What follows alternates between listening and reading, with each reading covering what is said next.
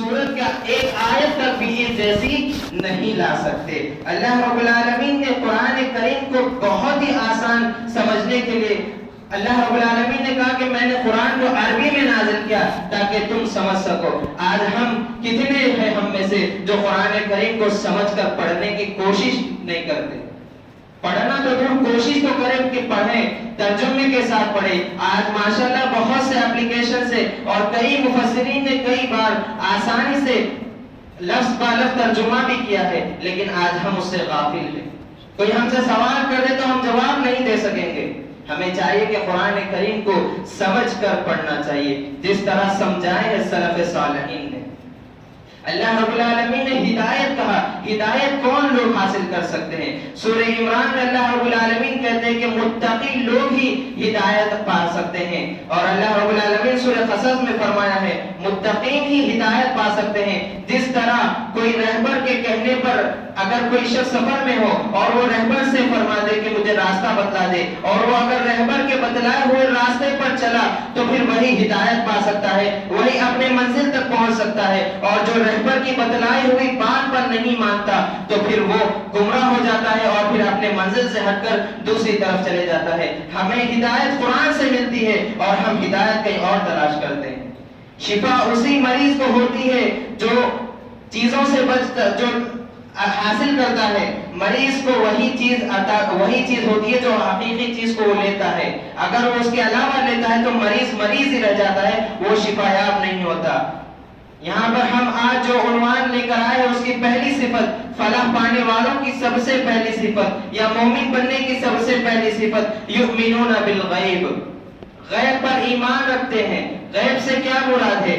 غیب سے وہ حقائق مراد ہے، وہ چیزیں مراد ہے جو ہمارے عقل کی رسائی تک نہیں پہنچ سکتی، بس ہے تو ہمیں ایمان لانا چاہیے، اسے غیب کہا جاتا ہے۔ جیسے کہ حدیث جبرائیل ہے جس کے راوی امیر المؤمنین حضرت عمر بن خطاب رضی اللہ عنہ ہے، کہتے کہ جب جبرائیل علیہ السلام آئے اور وہ اپنی شکل میں نہیں کسی انسان کی شکل میں آئے، وہ آئے تو ان کا لباس ایسا تھا کہ ان کے لباس سے معلوم نہیں ہوتا تھا کہ یہ سفر سے آئے ہیں، اور ان کے بال اتنے کالے تھے معلوم ہی نہیں پڑتا تھا کہ یہ کون شخص ہے، اور ہم پہچانتے بھی نہیں تھے۔ اور وہ آئے اور آ کر نبی صلی اللہ علیہ وسلم کے پاس بیٹھ گئے، جب تک نہیں معلوم تھا کہ وہ شخص کون آئے ہیں، جبریل تھے۔ بعد میں اللہ کے نبی نے عمر رضی اللہ عنہ کو کہا، تو جب وہ آئے اور آ کر منبر رسول پہ جب اللہ کے نبی بیٹھ گئے تو وہ بھی اللہ کے رسول کے پاس بیٹھے ہوئے تھے، اپنی اس پہلو کو اور نبی کے پہلو سے ملا کر بیٹھ گئے، اور نبی سے 5 سوالات کیے، جس میں سے پہلے سوال ایمان کیا ہے پوچھا جبرائیل علیہ السلام نے،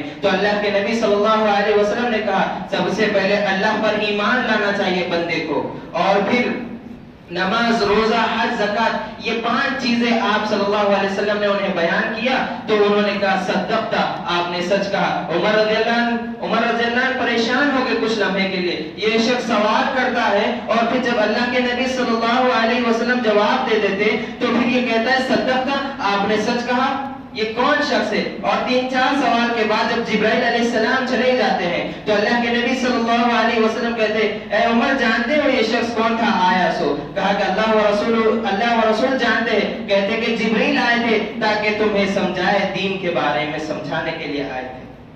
تو جو 5 چیزیں جس پر ایمان لانا ہے، فرشتوں پر ایمان لانا ہے۔ فرشتے کیسے ہیں؟ لیکن فرشتے ہیں، اللہ کے نبی صلی اللہ علیہ وسلم نے کہا فرشتے ہیں، فرشتوں پر ایمان لانا ہے۔ کتابیں نازل ہوئی، کب نازل ہوئی؟ 4 کتابیں نازل ہوئی جو مشہور ہے، وہ نازل ہوئی، اس پر ایمان لانا ہے۔ رسول آئے ہیں، کب آئے ہیں، کس کے بعد کون ہے، ہمیں ایمان لانا ہے، اللہ پر ایمان لانا ہے، اور قیامت کے دن پر ایمان لانا ہے۔ پھر آگے آگے علم غیب کے بارے میں ہمیں یہ سب جاننا چاہیے کہ ان چیزوں کو کہتے ہیں جن کی ہماری عقل نہیں پہنچ سکتی، جیسے جہنم کا ہونا، جنت کا ہونا کیسی ہے اللہ جانتا ہے، ہم نہیں جانتے، اس پر ہمیں ایمان لانا ہے۔ غیب کی چیزوں پر ایمان لانا سب سے پہلی چیز یہی ہے کہ غیب پر ایمان لانا۔ اور پھر وہ قبر کا عذاب ہونا، قبر کا عذاب بھی برحق ہے، جیسے سورہ انعام میں اللہ رب العالمین نے کہا وَلَوْ تَرَىٰ إِذِ الظَّالِمُونَ فِي غَمَرَاتِ الْمَوْتِ وَالْمَلَائِكَةُ بَاسِطُو أَيْدِيهِمْ أَخْرِجُوا أَنفُسَكُمْ الْيَوْمَ تُجْزَوْنَ عَذَابَ الْهُونِ۔ اور آپ دیکھیں گے جب ظالم لوگ موت کی سختیوں میں ہوں گے، فرشتے ان سے کہیں گے نکالو اپنی جانوں کو، آج کے دن سے تمہیں عذاب چکنا پڑے گا، ذلت والا عذاب۔ آج کے دن سے مفسرین اکرام نے کہا کہ آج کے دن سے جس دن انسان کی روح قبض کر لی جاتی ہے، اس دن سے اسے عذاب کا خبر دیا جاتا ہے، اور اس سے عذاب قبر برحق ہے، اور عذاب قبر میں عذاب کیسا ہوتا ہے یہ ہمیں نہیں معلوم ہے، اس پر بھی ہمیں ایمان لانا چاہیے۔ جیسے کہ اگر نیک انسان کا جسم ہے تو پھر اس کے اندر روح ڈالی جاتی ہے، اسے ثواب ہو رہا ہے سو اس کا احساس ہوتا ہے۔ اگر برا انسان ہے تو اس کے اندر واپس روح ڈالی جاتی ہے تاکہ اس کو عذاب ہو رہا ہو، اس کا احساس ہو۔ یہ عالم الغیب کا معاملہ ہے، ہم نہیں سمجھ سکتے، ہماری عقل نہیں جاتی کہ روح کیسا آئے گی، روح جسم میں کیسا جائے گی، لیکن اللہ کے نبی صلی اللہ علیہ وسلم نے کہہ دیا تو ہمیں اس پر ایمان لانا چاہیے۔ یہ جو چیزیں اللہ کے نبی صلی اللہ علیہ وسلم نے ہم تک بتائی ہے، ان چیزوں پر ایمان لانا چاہیے۔ جیسے کہ نبی صلی اللہ علیہ وسلم کی حدیث ہے صحیح مسلم کی، اللہ کے نبی صلی اللہ علیہ وسلم کہتے صحابہ سے، مجھے اگر خدشہ نہ ہوتا کہ تم لوگ اپنے مردے کو دفنانا چھوڑ دو گے تو میں اللہ رب العالمین سے دعا کرتا کہ جو میں سنتا عذاب قبر وہ تمہیں بھی سنا دے۔ اللہ کے نبی کو یہ خدشہ تھا کہ ہم اپنے مردوں کو دفنانا چھوڑ دیں گے، اسی لیے اللہ کے نبی نے دعا نہیں کی، ورنہ اللہ کے نبی صلی اللہ علیہ وسلم دعا کرتے اور آج ہم تک معلوم ہوتا تھا کہ عذاب قبر کیسا ہوگا۔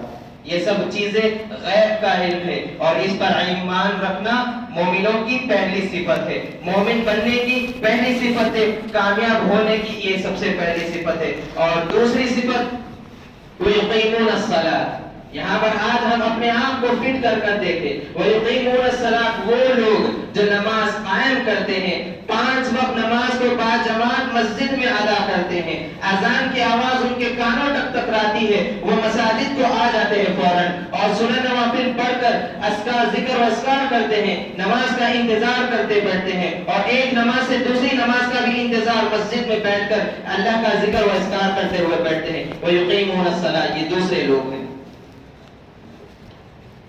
اللہ کے نبی صلی اللہ علیہ وسلم کی حدیث ہے، کہا کہ صلوا کما رأیتمونی وسلم، تم نماز اس طرح پڑھو جس طرح تم مجھے دیکھ رہے ہو نماز پڑھتے ہوئے۔ نماز کو اطمینان کے ساتھ، سکون کے ساتھ پڑھنی چاہیے۔ بخاری